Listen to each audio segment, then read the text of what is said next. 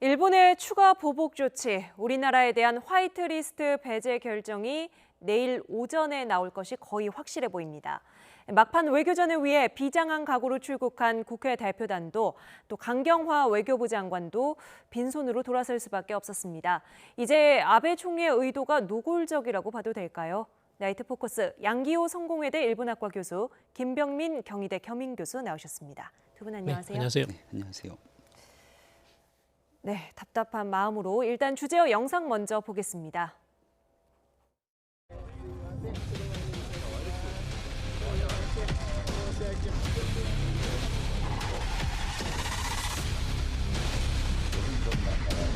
북한의 미사일 발사 때문에 지금 회의한다고 하는데 그거는 하나의 그 비밀이고 결과를 피하는 게 아닌가 이런 느낌을 가져서 좀 결례다 이렇게 강하게 얘기해 줬고 이 거지도 아니고 왜 합니까? 일단 충분히 뜻은 전달되었고 국을 얘기하러 온 거 아니에요. 저희들이 뜻을 전달하라고 온 거죠.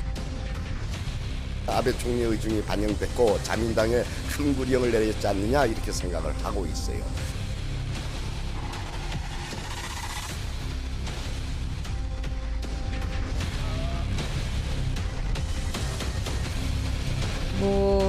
내일 가기 결정으로 만약에 결정이 나온다 하면은 우리로서도 필요한 그런 대응 조치를 강구할 수밖에 없고 우리 측에서 하여튼 이 수출 규제 문제 또 한일 간의 그 강제징용 판결 문제에 대해서 협의를 하고 만들어낼 수 있는 그런 어떤 시간적인 여유가 필요하다. 일본의 그 가기가 내일 결정을 하는데 그 시간은 언제? 대개 우리 시간으로 10시인 걸로 추측을 하고 있습니다.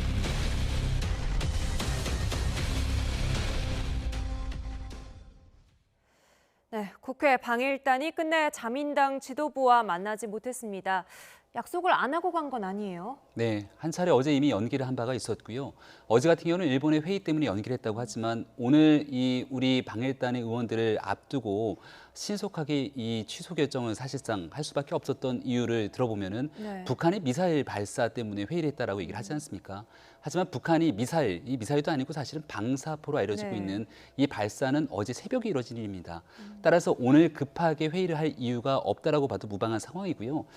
사실상 일본의 아베 총리가 화이트리스트에서 대한민국을 배제하기 위한 현실적인 조치를 강행하기로 마음을 먹었기 때문에 네. 여기서 자민당의 2인자라고 불리우는 니카이 간사장이 우리 방일단 의원들을 만나는 것 자체가 부담이 됐을 것이고 궁극적으로 취소 결정을 급하게 한 것이 아니냐라고 하는 분석에 힘이 실리는 것 같습니다. 네, 교수님 통상의 일본 외교 관례에 비춰보면 어떻습니까?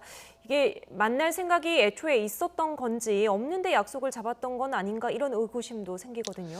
사실 굉장한 결례죠. 이제 그 한일 의원연맹, 일한 의원연맹 굉장히 가까운 사이입니다. 1년에도 수차례 얼굴을 보고 있고 특히 이제 니카이 간사장은 굉장히 친한 파이고 한국에 아주 가까운 지인들도 많이 있거든요. 네. 사실은 저런 일은 있을 수 없는 사태라고 봅니다. 그런데 사실은 지금 이런 그 한국에 대한 그 추가적인 보복 조치, 화이트리스트에서 제외한다는 것은 이미 수상관제에서 오랫동안 추진을 해왔기 때문에 이 방침에 어떤 변화가 있을 수 없다라는 것이라고 봅니다.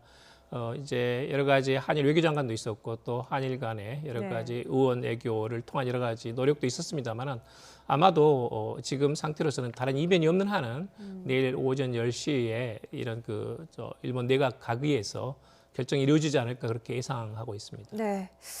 마지막까지 성의 있는 대화를 이어가 보려고 했지만 이쯤 되니까 의원들의 목소리도 격앙됐습니다. 한일 의원연맹 회장인 강창일 의원의 말 들어보시죠. 아주 아쉽습니다. 그리고 좀 자민당에서 좀 결례를 했어요. 저희들하고 약속을 했거든요. 어저께 만나기로.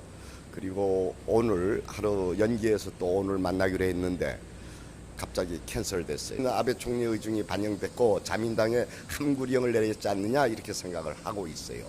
제2인자를 누를 수 있는 사람은 아베 총리밖에 없지 않느냐 이런 식의 생각을 하게 되죠. 자민당 측의 어떤 추가적인 대응이나 혹시 다시 만나시려는 노력을 더 하시는 건가요? 왜 합니까? 우리가 이 거지도 아니고 왜 합니까? 일단 충분히 뜻은 전달되었고 충분히 전달됐고 이제 자민당에서 이게 아베 정권의 이제 이 진심이 뭔가 속내가 뭔가 충분히 알기 때문에 하는 거지 뭐 저희들이 뭐 국을 얘기하러 온 거 아니에요. 저희들이 뜻을 전달하라고 온 거지. 네, 아베의 결정은 이미 나왔다라는 것은 두 분 다 분석을 해주셨고요. 아베의 함구령이라는 강창일 의원의 분석, 그러니까 끝까지 뭐 교섭하는 제스처마저도 보이지 말아라, 이런 식의 어떤 언질이 있었을까요? 파국으로 가는 것을 좀 막고 싶었던 측면들이 분명히 있을 겁니다. 이 파국이라는 것은 일본이 대한민국을 화이트리스트에서 배제하는 조치를 취하게 됐을 경우 여기에 대한 양국 간의 갈등은 훨씬 더 심화될 것이고요. 이 미국의 중재안이라고도 얘기를 하는 측면들이 있습니다만은 대한민국 입장에서는 일본이 가장 부담스러워하는 게 대법원 강제징용 판결에 따른 대한민국에 있는 일본 기업에 대한 자산 매각 아니겠습니까? 이러한 카드들에서 서로 한 발씩 조금 물러나면서 시간을 벌자라고 하는 측면들이 있었기 때문에 더불어민주당의 이해찬 대표도 처음에는 굉장히 강경한 발언으로 일본을 매섭게 공격하는 듯한 모습을 취했지만 최근 며칠 동안 일본을 자극하지 않는 듯한 메시지로 조금 순화되면서 조정되는 모습을 보였습니다. 네. 하지만 그럼에도 불구하고 지금 조금 전에 강창일 의원이 얘기했던 것처럼 직접 가서 현장에 만나보니 거의 일본의 의중이 확실하게 생각된다라고 볼 수가 있는 측면이 있는 것 같고요. 우리 정부가 할 수 있는 의견들은 전달하고 왔다고 얘기를 하고 있는 만큼 네. 일단은 아베 총리가 전혀 이 중재를 바탕으로 파국으로 가는 길을 어느 정도 좀 조정했으면 좋겠다는 생각이지만 결국 끝내 안 좋은 선택을 하지 않을까라는 생각이 듭니다. 네, 자민당 지도부와 다시 면담 추진할 거냐는 질문에 우리가 거지도 아니고 이런 말까지 나왔습니다. 한일 의원들 간의 외교는 상당히 각별하다고 하셨는데 그렇다면 앞으로 의원 외교에도 좀 균열이 생길 수 있겠네요. 그렇습니다. 사실은 이제 유온 외교뿐만 아니라 한일 양국 전체적인 관계가 내일 만약에 일본 측에서 강행하게 되면 그 이전과 그 이후로 나뉠 만큼 상당히 긴장 관계가 계속될 걸로 봅니다. 네. 그동안에 사실 여러 가지 한일 의원연맹, 이란 의원연맹 측에서 다양한 각도로 다양한 이제 채널에서 많은 논의를 해왔습니다. 작년 특히 10월 말에 대법원 판결이 나온 이후로 뿐만 아니라 여러 가지 학계라든지 또는 외교 당국자 간에 많은 논의가 있었거든요.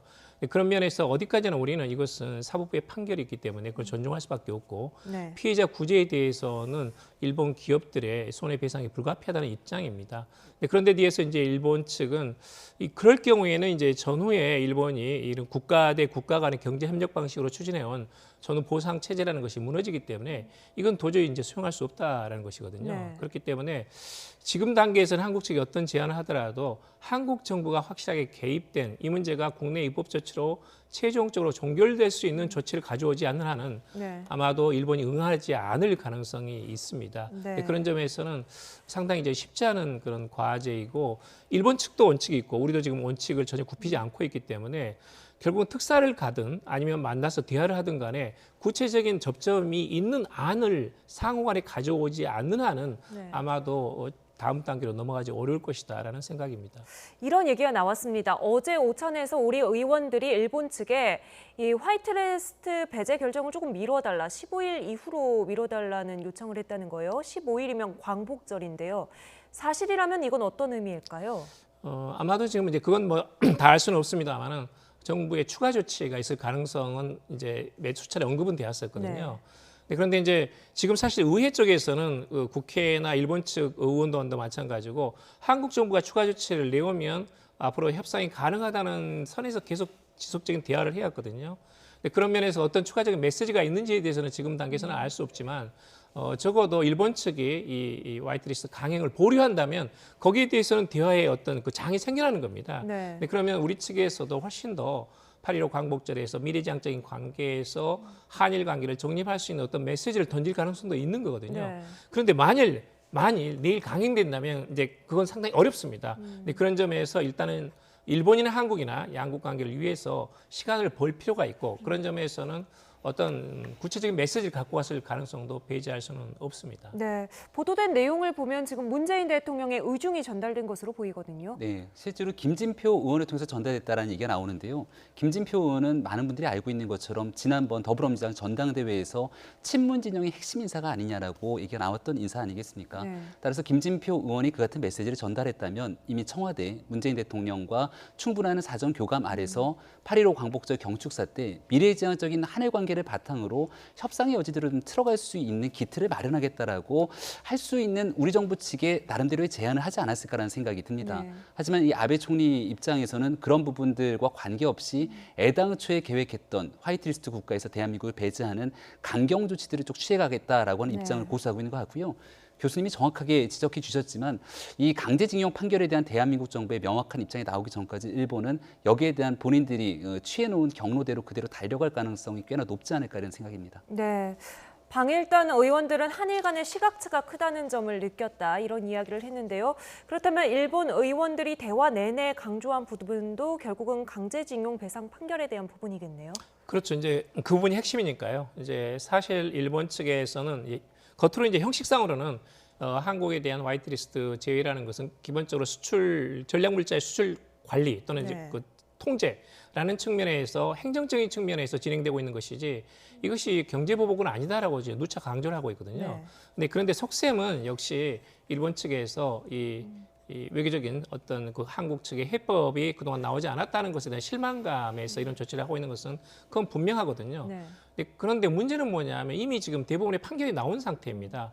예를 들면 한국 정부가 어떤 조치를 취하더라도 피해자 또는 원고단이 일본 기업에 대해서 판결이 난 부분대로 현금화, 자산 배각을 하겠다고 하면 그걸 막을 방법은 없는 겁니다. 예. 근데 그걸 전제로 하되 그러면 어떻게 한국이 추가 조치를 통해 가지고 이 문제를 조금 더 해법에 가까운 상태로 만들어 나갈 수 있느냐에 대해서는 그건 가능한 부분이 있거든요. 네. 근데 그걸 토대로 이야기를 하자는 것이 한국 측의 입장이고 일본 측은 이것은 어디까지나 한일 간의 조약에 가까운 청구권 협정이기 때문에 한국 국내에서 입법 조치를 통해서 완전히 해결하는 겁니다. 사실상 이건 불가능합니다. 이건 네. 그렇게 쉬운 문제가 아니고 이미 사법부의 판결이 나온 상태입니다. 만약에 이전 상태라면 판결이 나오기 이전에 일본 기업과 피해자들 간의 화해가 성립이 됐다면 가능하지만 지금은 이미 그 단계는 넘어섰습니다. 네. 상당히 쉽지 않습니다. 네, 이런 가운데 오늘 강경화 외교부 장관이 사태 이후 처음으로 고노다로 외무상과 만나는 자리가 있었는데요. 아주 냉랭하게 시작해서 냉랭하게 끝났어요. 네, 한 55분 정도 만남을 가졌는데 순차 통역을 제외하고 나면 실질적으로 대화할 수 있는 시간은 뭐 거의 적었다라고 볼 네. 수가 있는 상황인 것 같고요. 뭔가 대화의 틀을 좁히기에는 어려움이 충분히 있었던 것 같습니다. 강경화 장관은 화이트리스트에서 대한민국을 배제하게 되면 이것은 안보상에서 서로 신뢰관계가 깨지는 부분이라 이 지소미아라는 언급을 하진 않았지만 결국은 여기에까지도 영향을 미칠 수 있는 부분들을 언급했기 때문에 과연 내일 일본이 실제 네. 화이트리스트에서 대한민국을 배제하게 됐을 경우 과연 대한민국은 어떤 선택을 하게 될지 굉장히 걱정과 우려가 커지는 대목이고요. 네. 지금 이 아시아 지역 안보 포럼에서 일본과 만난 것뿐만이 아니라 중국의 왕이 부장과도 강경화 장관이 만났지만 여기에 대해서 얼마 전에 카디지를 침범하게 됐던 중국에 대해서 강경한 이 경고성 발언을 했지만 또 중국은 사드 배치에 대한 문제를 삼고 나오고 있는 게 네. 지금 대한민국 외교의 심각한 현실입니다. 따라서 지금 여기에 대해서 중간자적인 역할을 하고 있는 미국이 굉장히 좀 크게 나서줬으면 좋겠다라고 하는 바람이 있지만 미국도 적극적인 조치를 취하지 않는 것 아니냐라고 하는 우려 때문에 대한민국 외교가 조금 더 적극적으로 이러한 상황을 풀기 위한 노력들을 더 해야 되지 않는가라고 하는 의견들이 많이 존재하는 것 같습니다. 네, 지금 저희 화면에 두 외교장관 만나는 장면 계속해서 나가고 보여드렸는데요. 교수님 보시기엔 어떻습니까? 지금 양국 외교장관이 뭐 거의 굳은 표정으로 시종일관 마주하고 있고 눈도 거의 마주치지 않았거든요. 이건 뭐 입장차를 확인하는 정도입니다. 이미 이제 외교장관 선에서 해결할 수 있는 그 범위는 넘어섰습니다. 일본 측에서는 지금 수상관저에서 집요하게 이걸 추진해오고 있고 자민당 내 강경파 그리고 세코 히로시기라든지 좀 약간 반환적인 인사들 그리고 수상관저 주변에 있는 그 비서관들이 있거든요. 이 친구들이 지금 굉장히 이것을 한국에 대해서 강경 조치를 하자는 쪽으로 지금 밀어붙이고 있는 상태입니다. 네. 네, 그렇기 때문에 외무성 또는 이제 어떤 외교 장관 회담에서 해결될 수 있는 그런 상황은 전혀 아니라고 봅니다. 네. 단지 지금 이제 미국이 어느 정도 중재할지는 앞으로 이제 미지수지만 내일 어디까지나 한미일 간의 외교장관 회담이 있기 때문에 그것은 제가 보기로는 어떤 해법은 아니더라도 상당히 긍정적인 영향을 미칠 수 있다는 점에서는 기대하고 싶습니다. 네. 마지막까지 할 수 있는 모든 걸 다 해보겠지만 그 이후에는 어떻게 될까요? 화이트리스트 배제가 점차 현실화되는 시점에서 강경화 장관의 메시지도 더 강경해졌습니다. 들어보시죠. 수출 규제 문제, 또 한일 간의 그 강제징용 판결 문제에 대해서 이 협의를 하고 만들어낼 수 있는 그런 어떤 시간적인 여유가 필요하다. 하는 그런 그 통상적으로 문제가 있는 국가 간에는 이 협의를 통해서 결국은 해결을 찾아야 되는데 그런 노력을 할 수 있는 그런 그 시간과 여지가 필요하다는 점을 분명히 얘기를 했습니다. 지소미아 그 연장 여부를 이달 말까지 결정해야 되는데 혹시 그에 대해서 일본이 유지해야 된다 이런 입장을 표명을 하나요? 뭐 내일 가기 결정으로 만약에 결정이 나온다 하면은 우리로서도 필요한 그런 대응 조치를 강구할 수밖에 없고 그 일의 수출 규제 조치의 그 원인이 그 안보상의 이유로 취해진 만큼 우리 한일 그 안보의 틀 여러 가지 요인들을 우리도 고려할 수밖에 없다는 그런 얘기가 했습니다. 네, 일단 협상을 위한 시간적 여유가 필요하다. 이 부분이 주목됩니다. 앞서 우리 측 의원들이 일본 측에 좀 결정을 미뤄달라. 이 부분이랑 겹치거든요. 맞습니다. 8월 15일 정도로 좀 미뤄달라고 얘기했던 부분들, 그리고 우리 정부에서도 얼마든지 외교적인 노력을 바탕으로 일본과의 관계를 좁혀가기 위한 노력을 하겠다. 이렇게 볼 수 있는 지점이 있는 건데 애당초 문재인 대통령이 여야 5당 대표와 회의를 했을 때 당시 정용화 안보실장이 7월 말 8월 초에는 일본이 대한민국 화이트 국가에서 배제할 것이다라고 이야기를 한 바가 있습니다. 일본은 거의 정해진 시간표대로 달려가고 있는 상황에서 협상의 여지가 점점 줄어드는 게 아닌가라는 생각이 들고요. 조금 전에 쥐소미아 얘기도 나왔습니다마는 서훈 국정원장 같은 경우도 이 NSC에다가 쥐소미아 같은 경우가 실입과 그리고 상징적인 의미에서 이것을 파기하는 결정이 쉽지가 않다라는 얘기를 하고 있습니다. 그러니까 말 그대로 일본이 화이트 국가에서 우리를 배제하게 되면 거기에 대한 상응하는 조치가 필요한데 문재인 대통령이 과거 이 발언을 토대로 우리 기업의 경제적으로 피해가 가게 되면 여기에 대한 상응 조치가 있을 수밖에 없는 점을 피력을 했거든요. 따라서 과연 만약에 일본이 정말 최악의 결정을 내리게 됐을 경우 우리 정부가 과연 어떠한 방식으로 이런 상응 조치를 이끌어 갈 것인지에 대한 여부가 하나 있는 것 같고요. 두 번째로 제일 중요한 것은 결국 국제적인 여론이 아닌가 싶습니다. 일본이 지난번에 있었던 G20 정상회의에서 세계적인 이 자유무역을 얘기한 바가 있었는데 이것을 완전히 깡그리 무시하게 되는 결정을 내리게 되는 터라 국제적인 여론이 악화되는 것을 일본도 갖고 가야 되는 상황이거든요. 그러니까 이러한 측면들에서 우리 정부가 앞으로 해나가야 될 굉장히 좀 진한한 외교적인 해법들, 뭐 여러 가지 노력들이 필요한 지점으로 보입니다. 네, 앞서 미국이 제안한 중재하는 현상 유지입니다. 이 협상 기간에는 양국 모두 추가적인 조치를 하지 말자는 거예요. 사실 내일이 되기 전에 이 결정이 일본에서 나와야 될 텐데 일본이 이걸 받아들일 가능성은 지금으로서는 어느 정도 될까요? 저는 어렵다고 봅니다. 이제 아까도 말씀드렸다시피 일본 측의 결정은 지금 본보가하기는 어렵다고 봅니다. 단지 이제 미국이 중재 적극적으로 나서가지고 미국이 이 문제를 중점적으로 다루면서 한미일 간의 외교장 간 회담을 하는 것은 상당히 의미가 있다라는 식으로 저는 해석을 하고 싶고요. 여기서 이제 적어도 지금까지는 약간 소극적이었는데 미국이 내일을 계기로 해가지고 조금 더 적극적으로 이 문제에 대해서 이제 개입하기 시작했다라는 것입니다. 그런 점에서는 한일 간의 어떤 대화의 물꼬를 지금 막힌 상태에서 미국이 적극적인 어떤 중재자로서 역할을 하기 시작했다는 것은 굉장히 저는 청신호라고 보고요. 이걸 좀 토대로 해가지고 대화의 장을 마련해 갈 필요가 있다라는 정도로 좀 해석하고 싶습니다. 네, 지금은 한일 군사정보보호협정 지소미아에 대한 강경화 장관의 언급도 점차 구체화되는 것 같거든요. 이 정부의 시나리오 안에서 이 부분에 대한 정리가 끝난 걸까요? 아직까지 명확하지는 않을 것 같다는 생각이 드는데요. 만약에 일본이 내일 화이트리스트 국가에서 대한민국을 배제하더라도 즉각적으로 실행하는 것이 아니라 집행하기까지의 일부 시간들이 조금은 존재합니다. 그때까지 우리 정부도 이것을 완전하게 오픈하지는 않은 상태로서 하나의 카드로 들고 가겠다 생각을 하고 있는 것 같은데 이제 경제 이슈에서 안보 문제로 넘어온 것 아니겠습니까? 근데 그 틈을 파고들어서 북한이 바로 직전까지만 하더라도 단거리 탄도미사일 발사, 또 우리 정부가 제대로 예측하기 어려운 방사포에 대한 발사를 하게 되는데 한일 군사정보보호협정에 따라서 이러한 정보들을 공유하게 되는 대한민국의 고민, 이런 딜레마가 더 커질 수밖에 없는 지점이 있습니다. 따라서 오늘 문재인 대통령이 이 내각과 회의를 하는 과정에서 국방부 장관도 함께 참여하고 정용 안보실장, 경제 모든 관료들이 함께 참석을 하게 되는데 경제 문제뿐만이 아니라 외교 안보에 대한 모든 것들이 다 함께 걸려 있는 만큼 이것을 하나에 대한 일방향적인 해법을 풀기 좀 어렵다는 측면이 있고요. 내일 만약 최악의 상황이 결정이 되더라도 아직까지는 조금이라도 더 남은 시간이 있기 때문에 이 부분은 외교적으로 해법을 풀어가기 위한 노력들은 끝까지 지속을 해야 되지 않을까라는 생각입니다. 네, 교수님 오늘 일본 외무성이 회담 이후에 낸 입장은 어떤 겁니까?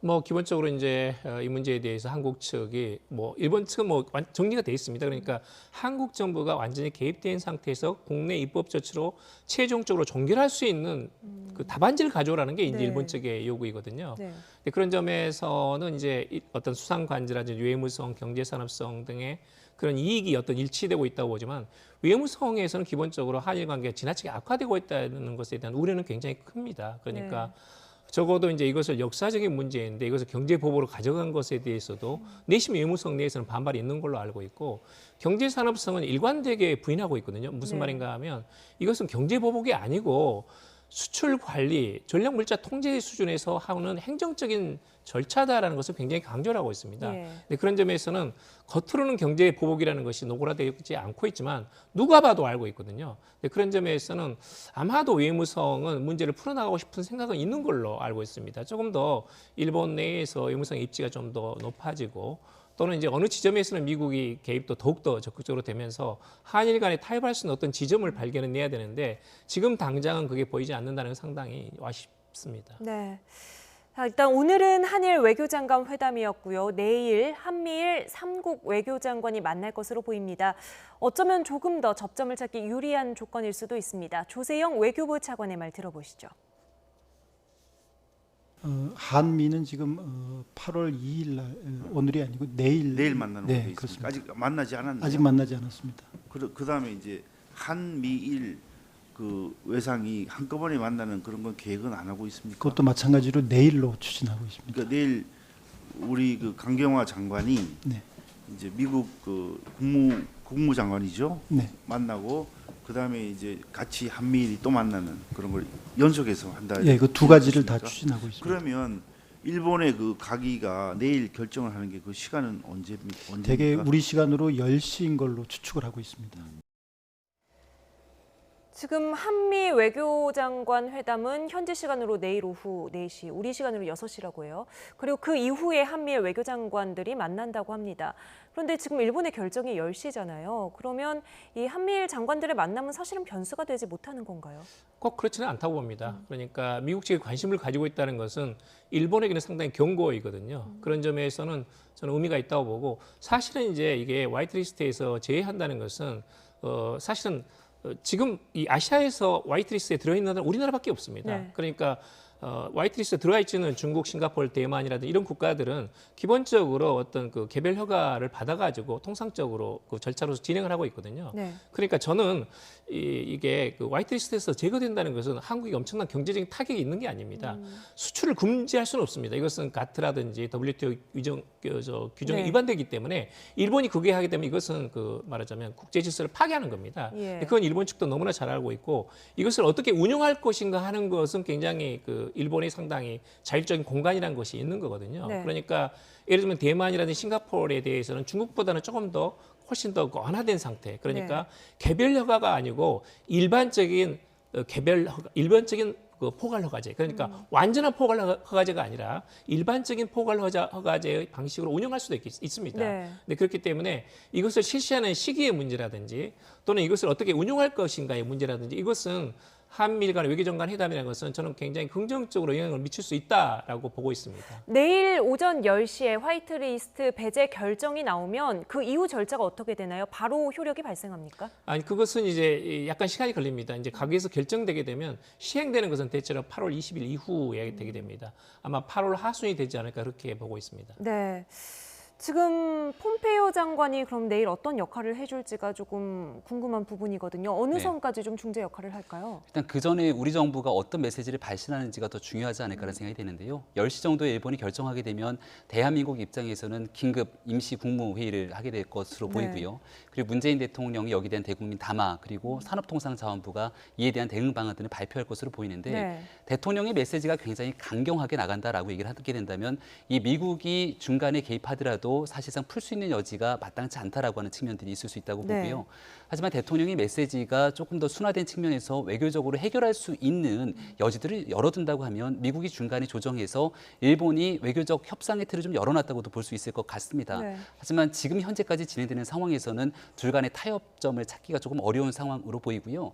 다만 한 가지 조금 기대할 수 있는 측면 중에 하나는 이 미국에서도 일본의 이 대한민국에 대한 경제 보복 조치에 대해서 굉장히 부정적인 여론들이 적지 않다는 겁니다. 네. 그동안 미국과 중국이 가지고 있던 무역 갈등으로 인해서 전 세계 경제가 어려움에 처할 수 있는 측면들이 있는데 실리콘밸리 입장에서는 한국과 일본의 경제적인 갈등이 심화되면 그것들이 이 미국의 실리콘밸리를 비롯해서 전 세계적으로 영향이 갈 수 있다라고 분석이 나오기도 하거든요. 네. 따라서 일본이 일방적으로 이렇게 강행 처리하고 있는 부분들에 대한 국제적 여론이 악화될 수도 있기 때문에 여기에 대해서 대한민국이 적절한 외교적 대응 그리고 미국도 여기에 대한 중재 조치를 할 수 있기 위한 노력들을 다 해야 되지 않을까라는 생각입니다. 네, 오늘 아사히 신문에 좀 눈여겨볼 만한 보도 내용이 있었습니다. 미국 정부 관계자의 내용을 인용을 해서요. 그동안은 한일 문제에서 한국이 나쁘다라고 생각했지만 만약에 내일 화이트리스트 배제 조치 내리면 일본이 나쁘다, 일본도 나쁘다로 바뀔 거라고 했어요. 이 정도면 상당한 경고 신호 아닙니까? 이건 뭐 분명히 사실입니다. 그러니까 사실은 일본 측에서는 일본 기업에 대한 손해가 발생할 경우에 대비해가지고 조치를 취한다. 경제 보복을 실시한다는 것이었거든요. 네. 그런데 지금 일본 기업에 대한 실질적인 손해는 아무것도 발생하지 않았습니다. 지금 일본 기업에 대한 자산 압류 조치는 거기에 대한 직접적인 어떤 생산은 내년 봄으로 미뤄졌거든요. 네.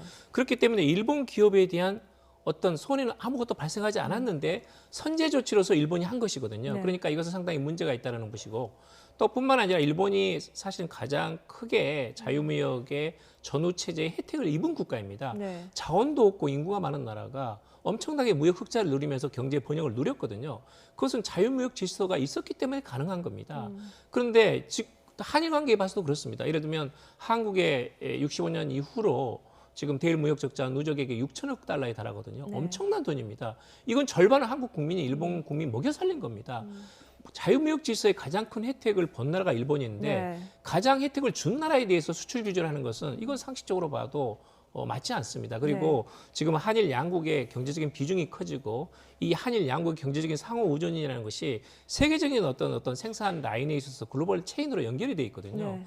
일본 기업도 타격을 받고 한국 기업도 타격을 받고 뿐만 아니라 중국이나 미국 기업도 타격을 받습니다. 네. 이걸 왜 도대체 하는지 이것은 일본 국민들도 납득하기 어렵다. 물론 이제 한국이 지나치게 역사 문제에 대해서 제2차, 3차 또 요구를 해오는 것은 일본 국민도 또 필요 현상을 느끼고 있고 거기에서 반발이 있기 때문에 이걸 지지하는 것은 있을 수 있지만 여기에 대해서 지나치게 자유무역 질서를 저해하는 수준으로 나가는 것은 일본 언론도 지금 반대하고 있고 네. 일본 기업도 반대하고 있고 일본 국민들도 때가 지나면 분명히 반발할 걸로 압니다. 그런 점에서는 아베 수상이 지금 크게 잘못돼 있다. 어느 정도 시점에서 어떤 한일 간에 어떤 조정할 수 있는 국면을 일본도 노력해야 된다는 것을 좀 강조하고 싶습니다. 네. 앞서 이제 문재인 대통령 메시지가 상당히 중요할 거라고 말씀을 하셨어요. 메시지를 내는 시점 또는 형식이 다양해질 수 있는데 어떤 게 가장 효과적이라고 생각하십니까? 일단 대국민 담화를 할 가능성이 매우 높다고 생각하고요. 앞서 문재인 대통령이 그 길을 얘기한 바가 있었는데 일단 일본의 이와 같은 조치를 통해서 국민적 단결을 얘기하지 않을까라는 생각이 들고요. 산자부가 앞서 단기적, 중기적 조치들을 얘기를 할 것이다라고 발표를 하기도 했는데 그동안 문재인 대통령이 얘기했던 것은 이러한 우리 기업이 있게 되는 피해를 바탕으로 네. 부품에 대한 소재 국산화 등에 대한 장기적인 방안들을 늘 얘기해왔던 만큼 그에 대한 상응하는 메시지들도 함께 있지 않을까라는 생각입니다. 하지만 제일 중요한 것은 그래서 이 문제를 어떻게 풀어갈 것인지에 대한 장기적인 해법들 그리고 여기에 대한 비전과 방향성에 대해서 분명하게 메시지를 설정하고 국민들을 설득해 나가는 방법들이 필요한데요.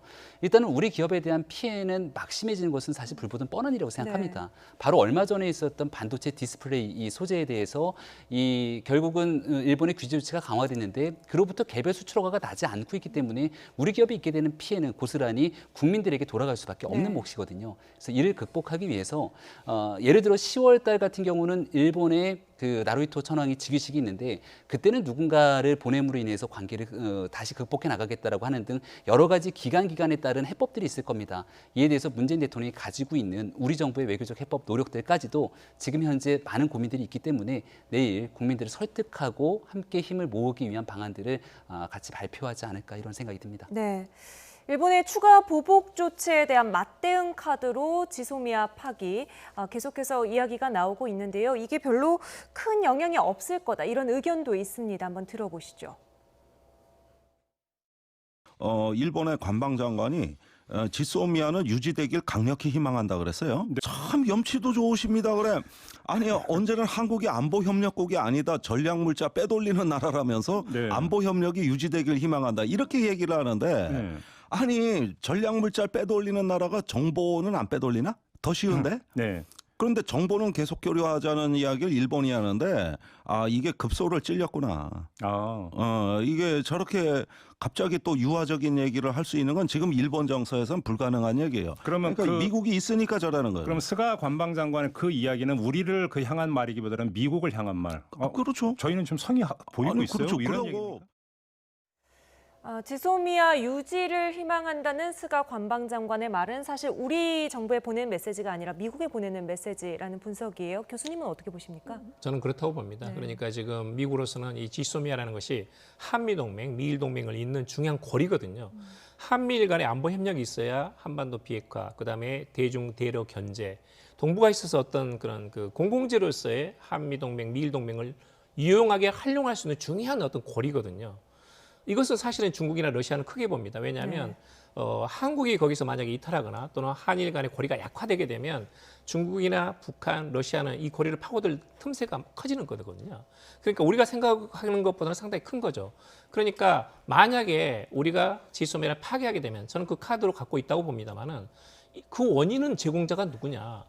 일본 측이 지금 아까도 이야기가 나왔습니다. 정합성이 전혀 없습니다. 네. 전략물자 통제해가지고 그것 때문에 화이트리스트에서 제외시킨다고 그러는데 그럼 먼저 일본 측에서 먼저 지소미아 한일 군사정보 보호협정을 파기해야 맞는 겁니다. 네. 군사적으로 안보적으로 신뢰할 수 없는 국가에 대해서 왜 협정을 가지고 있는지 도대체 이건 삼척 동자가 봐도 이해가 안 되는 대목이거든요. 그런데 이와야 일본의 방위대선도 마찬가지고 그다음에 이제 관방장관도 마찬가지고 이것을 중시하고 있다는 발언을 합니다. 이것은 한국에 대한 것이 아니죠. 미국에 대해서 자기들의 입장은 한일 안보 협력은 유지한다는 것을 이야기하고 있는데 그것은 현실로 보면 굉장히 정합성이 없는 네. 정반대되는 이야기를 하고 있는 겁니다. 네. 네, 그런 점에서는 우리가 만약에 지소미아 카드라는 것은 상당히 크다고 봅니다. 그러니까 이 원인 제공자가 누구냐? 이건 일본이다. 네. 우리는 이러고 싶지 않은데 일본이 전략물자에서 제외했기 때문에 이것은 이미 그 내용상 효력을 담보할 수 없게 되었다. 네. 그렇기 때문에 파기하겠다 한다면 미국은 여기에 대해서 굉장히 크게 반응할 수밖에 없는 상황입니다. 네. 당연히 그 원인 제공자는 일본이고요. 그런 점에서는 물론 이 카드는 앞으로 이제 한반도 비핵화라든지 또는 이제 동북아에 있어서 대중 대러 전략까지 포함해 가지고 중요한 어떤 그런 그 기제이기 때문에 우리가 신중해야 됩니다. 신중해야 되지만 지금 상태에서 우리가 가지고 있는 맞불을 놓을 수 있는 카드는 많지 않습니다. 저는 지소미아는 굉장히 큰 카드라고 보고요. 네. 사실은 그 내용상으로 본다면 사실은 지금까지 24건밖에 없습니다. 그렇게 고급 정보는 아니거든요. 그런 점에서는 일본 측에서 우리에 대해서 만약에 화이트리스트 배제한다. 네. 우리도 지소미아 파기하겠다. 맞불을 놓고 나서 그러면 다시 정상 상태로 돌아가면 되는 겁니다. 그때까지 한일 양국이 노력을 해야 되고 그것을 위해서 미국은 중재를 해야 되는 거죠. 네. 교수님 마지막으로 내일 10시 강요회의 결정이 나온 이후에 우리 정부가 내놓는 메시지 이 내용은 꼭 들어갔으면 좋겠다는 것 있으십니까? 적어도 한일 양국이 지금까지 세계 경제에서 중요한 부분을 차지하고 있고 자유무역 질서를 계속 유지하고 지켜나가는 것은 굉장히 중요하다. 네. 그런 점에서 이 중요한 어떤 그런 그 포인트를 놓쳐서는 안 된다. 그런 점을 위해서 한일 양국이 대안을 만들어 나가지 않은 정도의 메시지가 들어가면 좋겠다는 어떤 기대는 있습니다. 네. 양기호 교수님 여기서 먼저 인사드리지 오늘 말씀 감사합니다. 네, 감사합니다.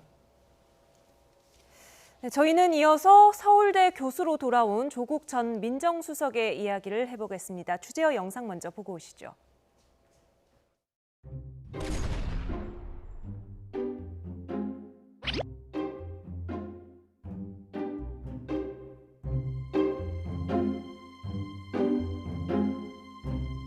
장관님, 소위 폴리페서 논란은 알고 계시죠? 장관님께서 지금 거의 2년 넘게 휴직하고 계신 상태죠. 저는 학교를 그만뒀습니다. 그렇습니까? 예, 정말 훌륭하십니다. 최근 조국 전 수석이 재직하고 있는 서울대 학생 게시판에 조국 교수님 학교 너무 오래 비우신 거 아닌가라는 글이 게시되었는데 여기에 대해서는 알고 계십니까? 먼저 제가 학교를 그만둔 것은 그 사이에 정년이 됐기 때문에 그래서 특별히 훌륭할 건 없고요. 그런데 이제 문제가 되는 것은 본인 스스로가 이런 주장을 했기 때문이죠. 2004년 4월에는 대학신문에 교수와 정치 지켜야 할 금도라는 제목으로 해당 교수가 사직을 하지 않는다면 그 기간 동안 새로이 교수를 충원할 수 없게 된다.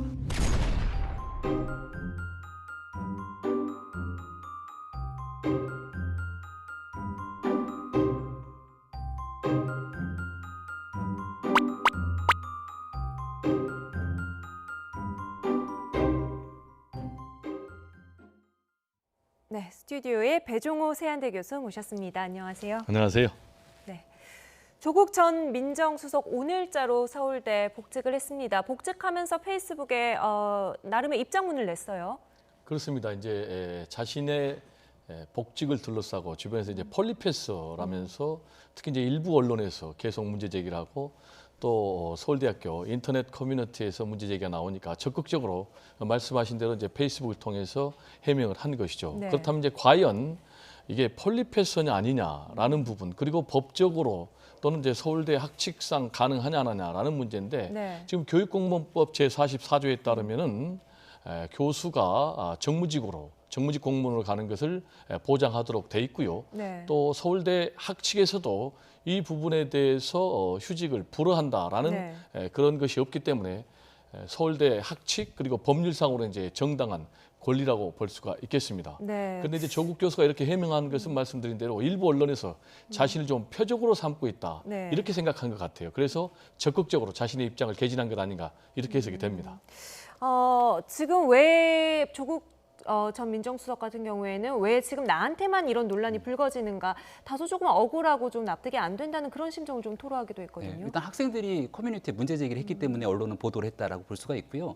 두 번째는 조국 전 수석이 과거에 했던 이 말들이 그대로 돌아오는 게 아닌가라는 생각입니다. 일단은 조국 전 수석이 과거에 비판했던 것은 이 교수 신분으로 국회의원 출마했던 사람들에 대한 강한 비판이라고 얘기를 네. 하는데요. 조국 전 수석의 얘기를 들어보면 본인의 행동은 법률에도 문제가 없고 학칙에도 문제가 없다는 겁니다. 근데 과거에 조국 수석이 비판했던 교수들 같은 경우가 국회로 출마하는 모습도요. 당시에도 학칙에도 문제가 없고 법률에도 문제가 없었습니다. 네. 하지만 도의적인 측면에서 피해가 가는 측면들이 있기 때문에 비판했던 것이고요. 그러한 이유 때문에 19대 국회에서는 법이 바뀌었습니다. 그래서 네. 그 전까지는 국회의원들도 이 사실 교수가 겸직이 가능했지만 20대 국회부터는 겸직이 불가능하게 법이 개정된 상태고요. 네. 학생들이 주장하고 있는 건 첫 번째로 학습권이 침해된다는 겁니다. 그 두 번째는 동료 교수들에게 피해가 간다는 것이고요. 네. 세 번째는 자리를 차지하고 있으면서 현장이 없기 때문에 신진학자의 자리를 빼앗는다는 문제가 제기된다는 건데 네. 여기 대해서 조국 전 수석은 양해를 구한다라고 얘기를 하고 있지만 적어도 과거에 본인이 했던 발언과 여기에 대해서 지금 내놓고 있는 해명이 조금 결이 다르다라고 하는 측면들은 있는 것 같습니다. 네, 과거의 발언 지금 조금 구체적으로 다시 한번 보지요. 네, 화면에 조금 띄워주시면 감사하겠습니다. 네, 2004년에 서울대 학보에 기고했던 글입니다. 교수와 정치, 지켜야 할 금도라는 제목의 글이었는데요. 출마한 교수가 당선되면 4년 동안 대학을 떠나 있게 된다. 해당 교수가 사직하지 않으면 그 기간에 새로이 교수를 충원할 수 없다.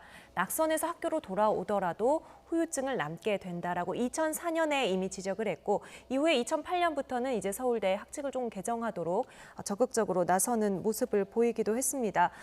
근데 당시에 이제 그 지적했던 부분은 어떤 출마를 하기 위해서 총선에 이렇게 뛰어든 교수들에게 조금 더 저격을 했던 글로 기억을 하거든요. 지금 이제 일반화의 오류에 빠지면 안 되고요. 조국 전 민정수석이 교수의 현실 정치 참여에 대해서 근본적으로 부정한 건 아니고 네. 건강한 긴장 관계가 필요하다.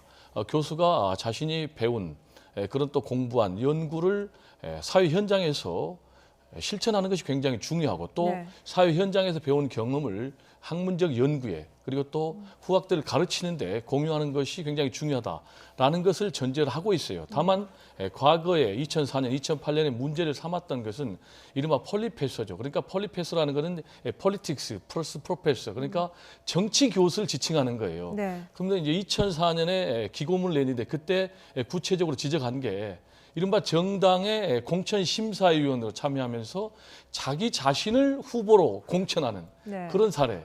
그리고 또 학문 연구는 뒷전에 두고 계속해서 권력에 줄을 대려는 이런 것들을 지적을 한 것이에요. 네. 그러니까 이 부분을 뭉뚱그려서 얘기하면 안 되고 지금 조국 교수 같은 경우는 특히 이제 2008년에 서울대 모 교수 같은 경우 체육학과 교수인데 휴직을 가짜로 했어요. 뭐냐면은 육아휴직이다. 가짜로 휴직계를 내고 그걸 가지고 또 지역구에 출마하는 이런 사례를 이제 강력하게 비판을 했기 때문에 이거를 일반화해서 조국은 과거에 이런 얘기 해놓고 이번에 또 말을 바꾸는 거 아니냐라는 것은 제가 볼 때는 사실을 왜곡하는 것이고요.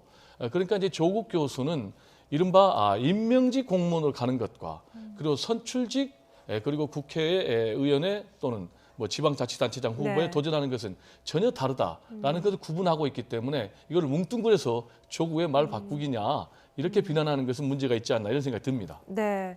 그럼에도 불구하고 지금 서울대 학내 온라인 게시판에 학생들이 내놓은 어떤 비판이라든지 지적의 가장 중요한 부분은 뭔가요? 그러니까 지금 선출직 공무원이든 아니면 정무직 공무원으로 가는 것이든지 간에 학교를 비우고 떠나 있는 겁니다. 그러니까 학생들 입장에서는 조국 교수가 없는 만큼 여기에 대해서 형법을 공부하기 위한 학습권이 침해된다는 게 첫 번째 주장이고요. 네. 앞서 설명드렸던 것처럼 그 피해가 다른 해당 교수들에게 돌아가거나 조국 교수가 얼마나 자리를 비울지는 아직 장담하기가 어렵습니다. 네. 꽤 오랜 기간 자리를 비우게 된다면 그만큼 조국 교수가 가지고 있는 TO 자리에서 신진학자를 충원할 수가 없기 때문에 학생들은 4년 정도 대학에 있게 되는데 예를 들어서 조국 교수가 만약에 오랜 기간 동안 정무직에 몸에 담거나 혹은 정치할 의향이 있다면 그 자리를 비워주면서 새로운 학자가 온전하게 학생들에게 집중할 수 있도록 가는 것이 온당하지 않겠는가라고 하는 지적들이 있는 것이고요. 네. 시간이 조금 지나고 나면 조국 전 수석의 말이 무엇이 진실인지 밝혀질 수 있겠습니다만은 박지원 민주평화당 의원 같은 경우에는 당장 내년에 출마해야 된다 이런 얘기를 하고 있기도 하고요. 또 일각에서는 차기 대권주자다라고 얘기를 하게 되면서 정치인으로서의 가능성에 대해서 굉장히 높게 평가하기도 합니다. 네. 따라서 지금 조국 전 수석이 단순히 정무직만의 길을 걸으면서 온전하게 법학자로서 공부했던 내용들을 현장에 실천하고 그대로 학교에 돌아온다라고 생각하지 않는 국민들도 꽤 많이 존재하고 있기 때문에 여기에 대해서 지금 현재로서는 시간이 조금 지나고 나면 조국 전 수석의 말이 사실인 건지 아니면 국민의 기만한 행위인 건지 이런 부분들은 분명히 밝혀질 거라고 생각합니다. 네, 뭐 안팎에서 제기되는 여러 가지 비판들과 학생들의 좀 서운함에 대해서 안가주망이라는 말을 써서 이것은 학자의 의무다 이런 이야기를 했어요. 이게 정확히 어떤 개념입니까? 이제 안가주망이라는 것이 이제 철학자 사르트르가 자신의 논문에서 전개한 것이죠. 그러니까 지식인들의 사회 참여를 얘기하는 것인데 이걸 가져와서 조국 전 민정수석도 이 안가주망은 지식인들 그리고 학자들의 어떤 도덕적인 의무다라면서 자신의 정무직 진출을 이제 정당화한 것이죠. 네. 지금 이 문제와 관련해서는 너무 부분만을 보는 그런 오류가 있는 것 같아요. 네. 그러니까 교수가 과연 국가 공무원직, 정무직을 맡으면 되냐 안 되느냐라는 부분에 대해서 먼저 정립을 해야 될 것 같아요. 네. 저는 이 부분이 틀리지 않다고 보거든요. 그러니까 지금 법과 학칙이 보장을 하는 것이죠. 그런데 무조건 이거를 부정하고 이렇게 되면은 학생들의 학습권이 침해된다라는 주장은 제가 볼 때 논리가 너무나 일방적인 논리라고 저는 보고요. 다만 이것이 제가 아까 얘기했듯이 이걸 자신의 어떤 권력 획득의 수단으로 악용하는 것은 분명히 문제가 있는 것이죠.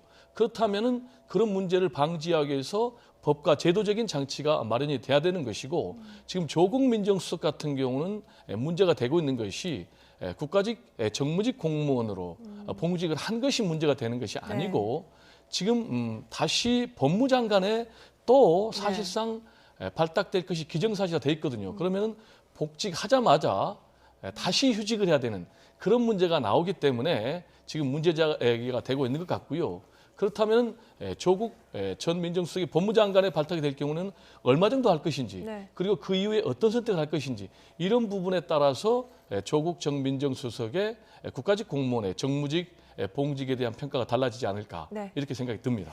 네, 특정 분야의 전문성을 가지고 연구를 계속해 나가고 있는 사람들이 교수다 보니까 그게 안가주망은 학자들의 도덕적인 의무다. 이 말도 이해는 됩니다. 그렇다면 폴리페서와 안가주망의 경계를 어디로 봐야 될까요? 서로 주장하기 나름 아닐까요? 그러니까 내가 봤을 때는 그동안 조국 수석이 비판했던 많은 사람들도 돌이켜 생각해 보면 당신은 나를 비판했지만 나는 안가준망의 의무를 다했다라고 얘기할 수 있을 겁니다. 그러니까 말 그대로 그 사람의 마음속을 우리가 다 헤아리지 못하기 때문에 저마다 대중이 바라보는 대로 여기에 대해서 학자가 가지고 있는 사회적 참여의 의무를 다했다라고 판단할 수도 있는 것이고요. 이 사람은 자신의 정치적 목적을 달성하기 위해서 학교를 저버린 채 폴리패스로 활동했다라고 바라보는 지점이 저마다 다를 거라고 생각합니다. 네. 근데 조국 전 민정수석 같은 경우는 본인은 온전하게 사회적 참여의 의무를 다하기 위한 긍정적인 측면만을 얘기하고 있는 상황인데요. 조국 전 수석에 대해서 비판적 목소리를 가지고 의견을 개진하고 있는 국민들도 적지가 않습니다. 최소한 그런 의견들까지도 받아들여서 비판에 대해서는 겸허하게 받아들이고 또 과거에 본인이 했던 말이 있기 때문에 이러한 말이 바뀌게 된 경우에 대해서도 설명하면 좋겠다라는 생각이 듭니다만은 조국 전 수석이 SNS 통해서 쏟아내는 메시지를 보면은 본인에 대한 과거의 잘못이나 오류에 대해서는 인정하지 않는 듯한 모습들을 보이는 것이 오히려 논란을 더 증폭시키는 계기가 되지 않았을까 저는 이렇게 생각이 됩니다. 네, 조 전 수석은 이제 그 나름의 경계를 선출직과 임명직으로 나눠서 좀 보는 것 같아요. 교수님은 어떻게 보십니까? 네, 그러니까 아까 말씀드린 대로 임명직의 경우는 국가의 부름을 받은 것이다. 이렇게 본인 해석을 한 것 같아요. 네. 그러니까 뭐 자의적으로 선택하기보다는 국가가 불렀기 때문에 내가 국가에 기여하는 것이다. 헌신한 것이다. 이런 개념이 있고 이제 선출직 같은 경우는 아까 제가 말씀드린 대로 자신이 이제 권력을 획득하기 위해서 어떻게 보면 이제 학문 연구의 본질의 장을 떠나서 네. 계속해서 정치권에 기웃대고 또 주요 권력자의 줄을 대면서 그런 이제 정말 어떻게 보면 일탈된 그런 행동에 대해서 네. 문제 제기를 하는 것 같아요. 그래서 계속해서 자신은 지금 국가의 부름을 받은 그런 임명직에 내가 봉직을 한 것이지 내 자유로 정치 권력을 획득하기 위해서 선출기에 나간 것이 아니다. 라면서 이제 자신의 선택을 정당화하고 있는데 그런 측면에서 볼 때 만약에 이제 법무장관에 본인이 발탁이 된다면은 수용하겠다라는 것이 이제 전제가 돼 있는 것이고요. 네. 그리고 더 나아가서 만약에 법무장관에 이번에 발탁이 된 후에 저 여러 가지 예상대로 내년 1월에 사월총선에 출마하기 위해서 그만두고 네. 만약에 부산에 출마한다. 그러면 제가 볼 때는 서울대 교수직을 사퇴할 것으로 그렇게 전망이 됩니다. 왜냐하면 자신의 말에 책임을 져야 되기 때문에. 법무부 장관직이 들어오면 수락하겠다. 그리고 총선에 나가게 되면 나는 교수직을 내려놓겠다라는 다짐으로 볼 수도 있다는 말씀입니다. 오늘 시를 또 한 편 올렸더라고요. 조 전 네. 수석이 어떤 내용입니까? 조 전 수석이 올린 시의 내용들을 좀 보게 되면은 지금 답청이라고 하는 시를 네. 올렸는데요. 맞으면서 가겠다라고 얘기를 하지 않습니까? 네. 조국 전 수석이 처음에 이 청와대 민정수석으로 가게 됐을 경우에 굉장히 많은 세간의 비판들이 있을 때도 비슷한 메시지를 올린 적이 있었습니다. 그래서 본인 스스로가 맞으면서도 밟으면 밟을수록 푸른 풀을 밟아라 얘기를 하고 있는데요. 네.